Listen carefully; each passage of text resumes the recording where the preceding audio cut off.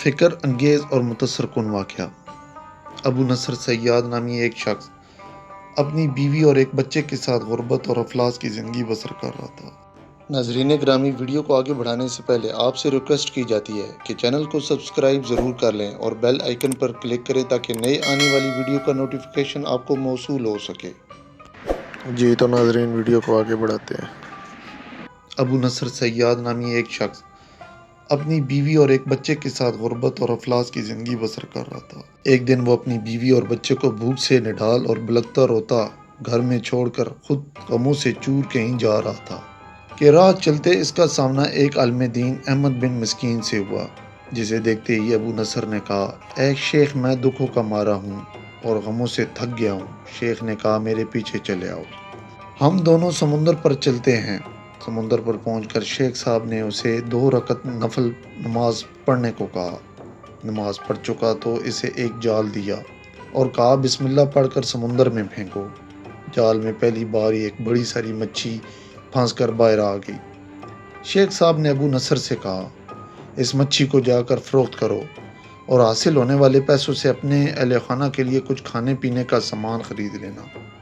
ابو نصر نے شہر جا کر مچھی فروخت کی، حاصل ہونے والے پیسوں سے ایک قیمے والا اور ایک میٹھا پراٹھا خریدا اور سیدھا شیخ احمد بن مسکین کے پاس گیا اور اسے کہا، حضرت، ان پراٹھوں میں سے کچھ لینا قبول کیجیے۔ شیخ صاحب نے کہا، اگر تم نے اپنے کھانے کے لیے جال پھینکا ہوتا تو کسی مچھی نے نہیں پھنسنا تھا۔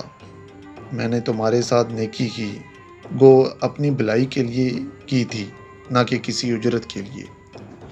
تم یہ پراٹھا لے جاؤ اور اپنے اہل خانہ کو کھلاؤ۔ ابو نصر پراٹھا لیے خوشی خوشی اپنے گھر کی طرف جا رہا تھا کہ اس نے راستے میں بھوک سے ماری ایک عورت کو روتے ہوئے دیکھا، جس کے پاس اس کا بے حال بیٹا بھی بیٹھا ہوا تھا۔ ابو نصر نے اپنے ہاتھوں میں پکڑے ہوئے پراٹھوں کو دیکھا اور اپنے آپ سے کہا کہ اس عورت اور اس کے بچے اور اپنے بچے اور بیوی میں کیا فرق؟ معاملہ تو ایک ہی جیسا ہے، وہ بھی بھوکے ہیں اور یہ بھی بھوکے، پراٹھا کن کو دوں؟ عورت کی آنکھوں کی طرف دیکھا تو اس کے بہتے آنسو نہ دیکھ سکا اور اپنا سر جھکا لیا۔ پراٹھا عورت کی طرف بڑھاتے ہوئے کہا، یہ لو، خود بھی کھاؤ اور اپنے بچے کو بھی کھلاؤ۔ عورت کے چہرے پہ خوشی اور اس کے بیٹے کے چہرے پہ مسکراہٹ پھیل گئی۔ ابو نصر غمگین دل لیے واپس اپنے گھر کی طرف یہ سوچے ہوئے چل دیا کہ اپنے بھوکے بیوی اور بچے کا سامنا کیسے کرے گا۔ گھر جاتے ہوئے راستے میں اس نے ایک منادی والا دیکھا جو کہہ رہا تھا، ہے کوئی جو اسے ابو نصر سے ملا دے؟ لوگوں نے منادی والے سے کہا، یہ دیکھو، یہ تو یہی ہے۔ اس نے ابو نصر سے کہا، تیرے باپ نے میرے پاس 20 سال پہلے 30,000 درہم امانت رکھے تھے، مگر یہ نہیں بتایا کہ ان پیسوں کا کیا کرنا ہے۔ جب سے تیرا والد فوت ہوا ہے میں ڈھونڈتا پھرتا ہوں کہ کوئی میرے ملاقات تجھ سے کرا دے۔ آج میں نے تمہیں پا ہی لیا ہے، تو یہ لو 30,000 درہم، یہ تیرے باپ کا مال ہے۔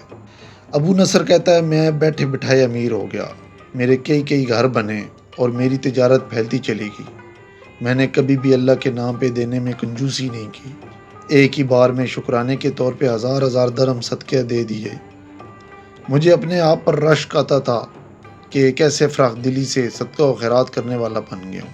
ایک بار میں نے خواب میں دیکھا کہ حساب کتاب کا دن آ پہنچا ہے اور میدان میں ترازو نصب کر دیا گیا۔ نادی کرنے والے نے آواز دی، ابو نصر کو لایا جائے اور اس کے گناہ اور ثواب تولے جائیں۔ پھر ایک پلڑے میں ایک طرف میری نیکیاں اور دوسری طرف میرے گناہ رکھ دیے گئے تو گناہوں کا پلڑا بھاری تھا۔ میں نے پوچھا، آخر کہاں گئے میرے صدقات و خیرات جو کہ اللہ کی راہ میں نے دیے تھے؟ تولنے والوں نے میرے صدقات نیکیوں کے پلڑے میں رکھ دیے۔